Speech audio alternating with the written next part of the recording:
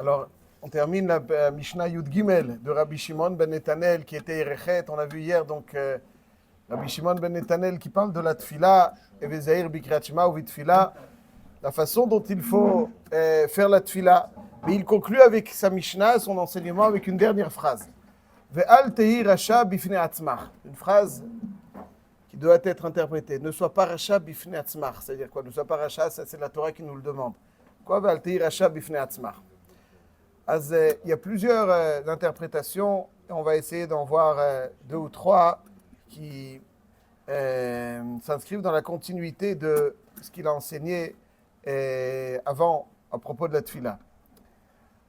Tout d'abord, le Rambam dit Alti Rasha Bifnat, klomar lo tachzik atzmecha kirasha.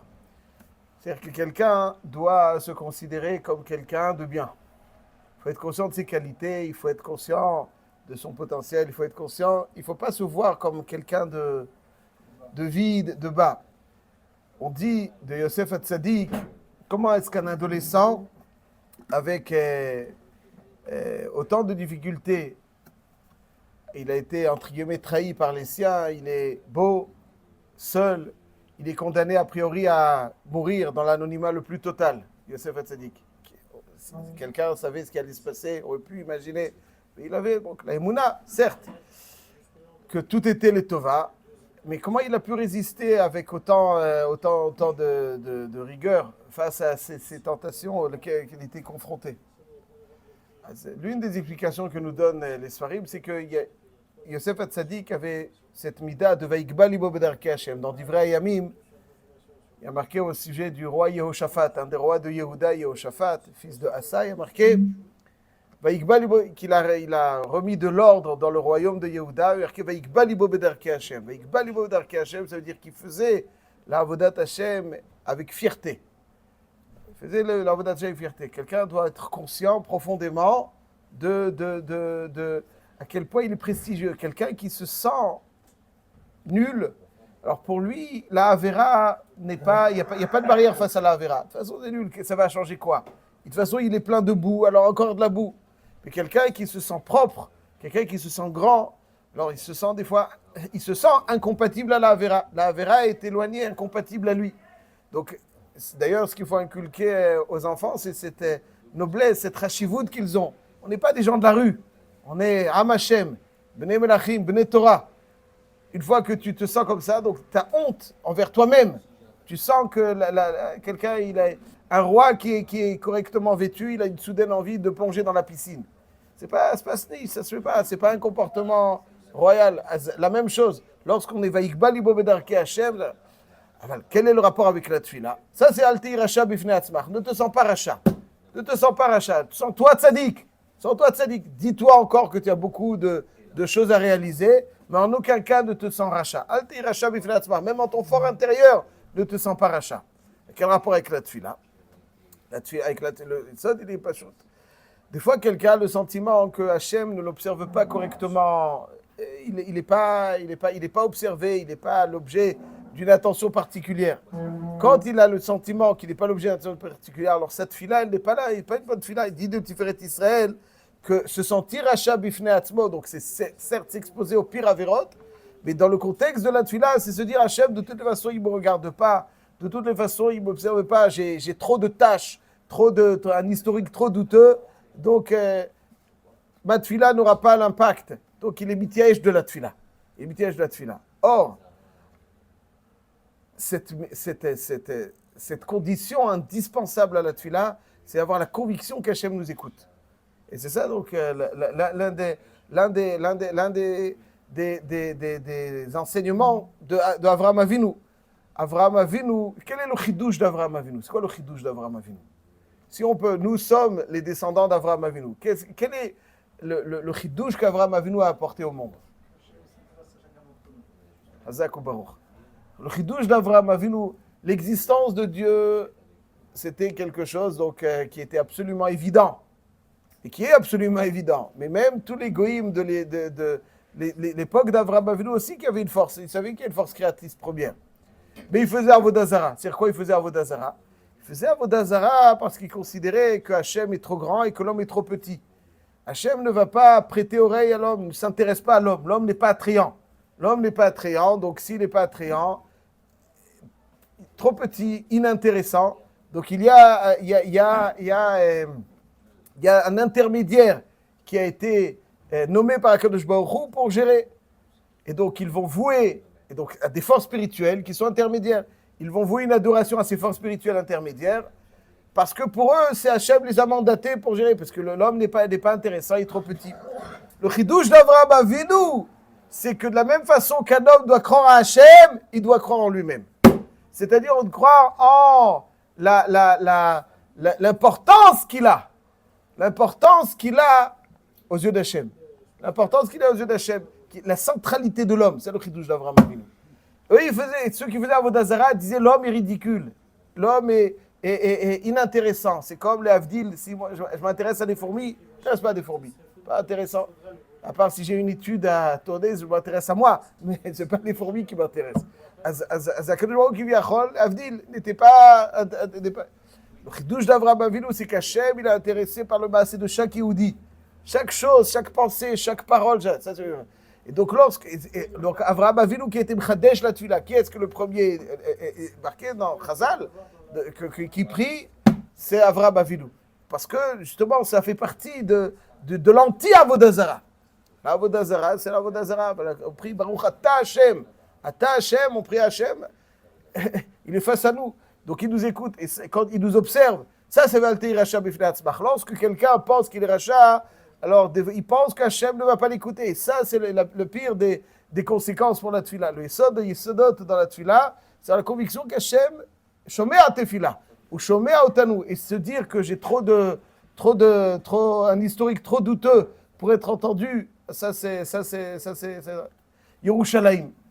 Il est appelé Yerushalayim. Pourquoi il s'est appelé Yerushalayim, M. Cohen? Pourquoi Yerushalayim est appelé Yerushalayim? Djerba, pourquoi s'appelait Djerba?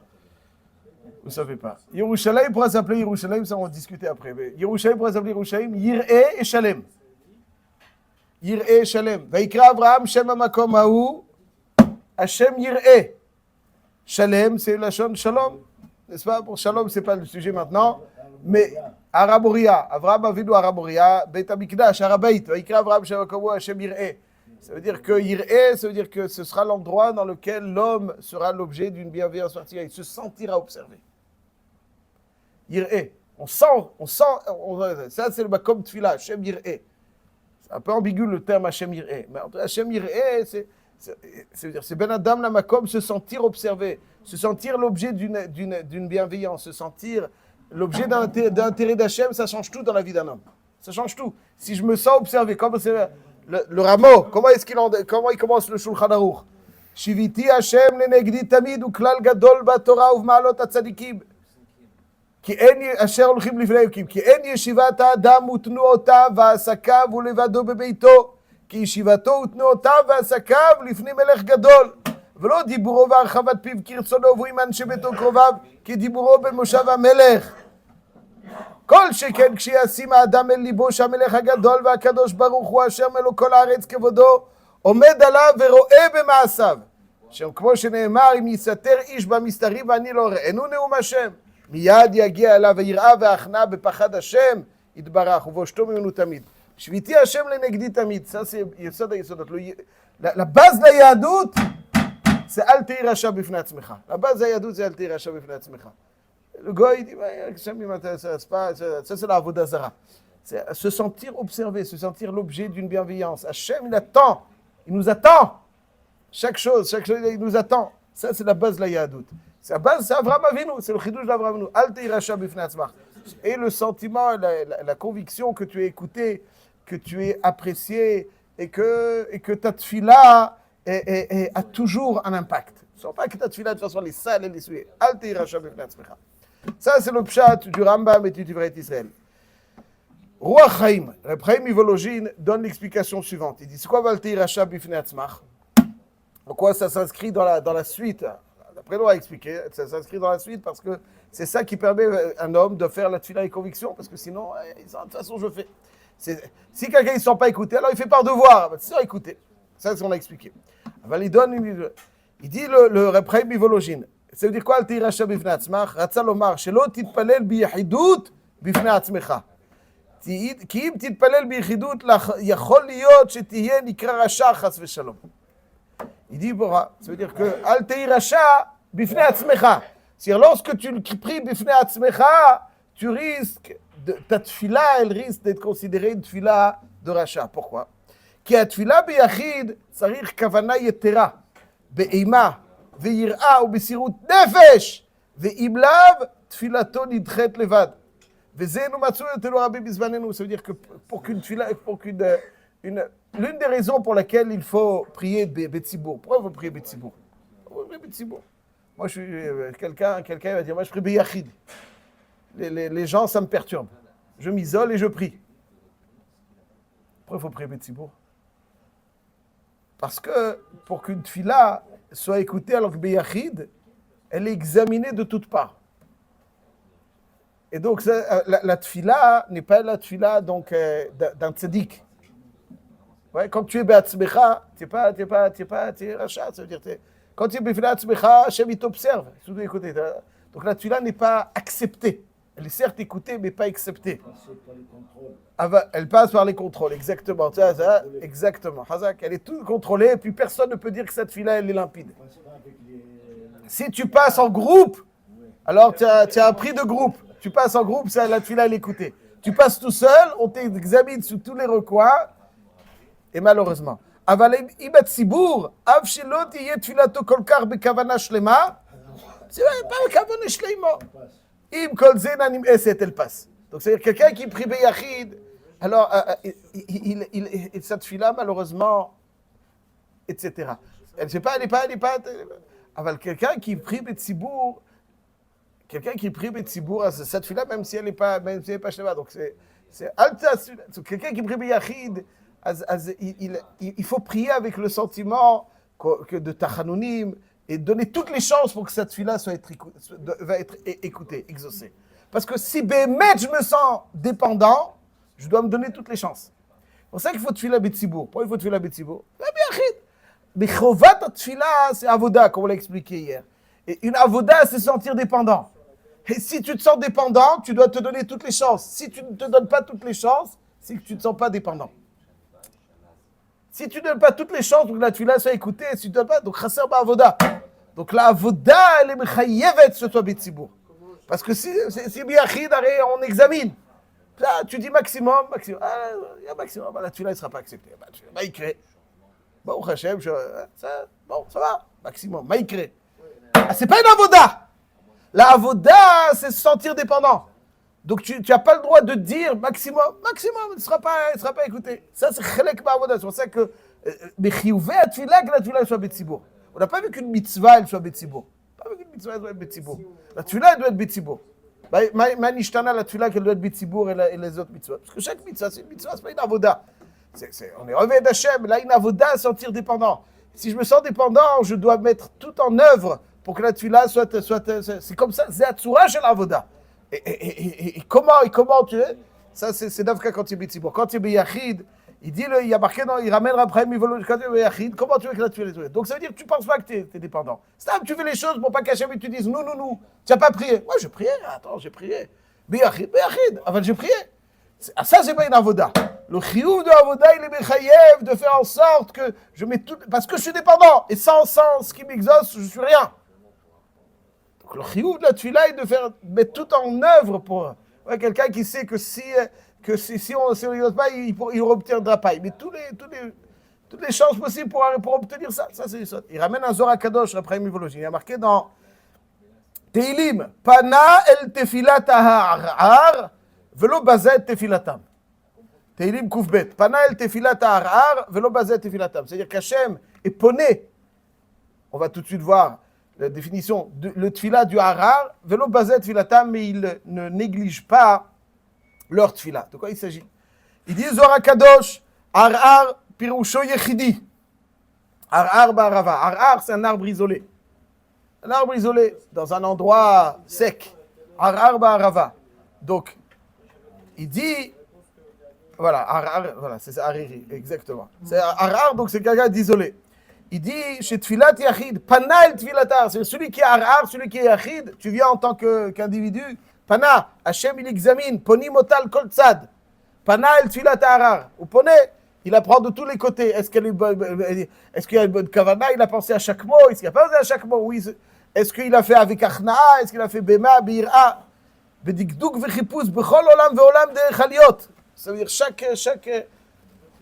chaque Olam, Aval, lo bazel tefilatam. Lo bazel tefilatam, tfilatam c'est tibour. Ar c'est yachid, tfilatam c'est tibour.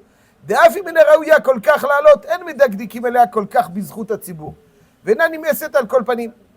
Donc ça qui dit, ואמר הווה זהיר בקריאת שמע ותפילה להתפלל עם הציבור. ולא תהיה רשע בפני עצמך לפרוש מן הציבור. Ne sois pas rachat בפני עצמך לפרוש מן הציבור. Et pourquoi? Parce que c'est... Il y a une marquée dans le Shulchan Aruch, dans Siman Nuntet, je crois que il y a si on doit choisir entre un Bet Knesset et un Bet Midrash, ouais, est-ce compris? Il faut prier dans le Bet Midrash. Pourquoi? Parce que dans le Bet Midrash, la tefila elle est plus écoutée.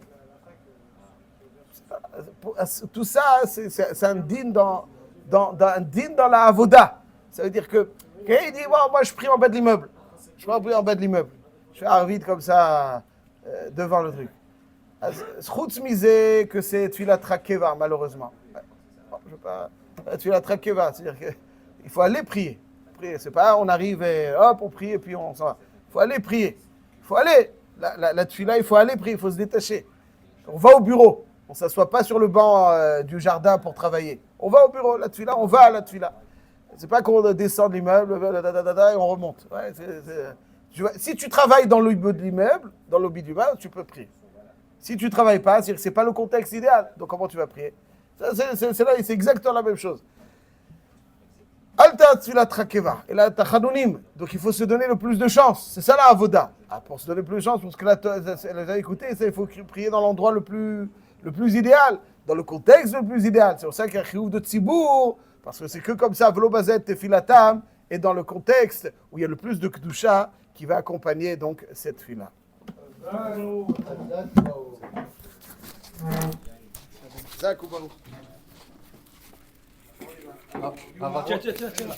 Ravarois, vous avez dit qu'il est classe Mauricio aujourd'hui? Ah, voilà, un vrai playboy, kola kavod, mamash. Comment ça? Ça c'est la classe.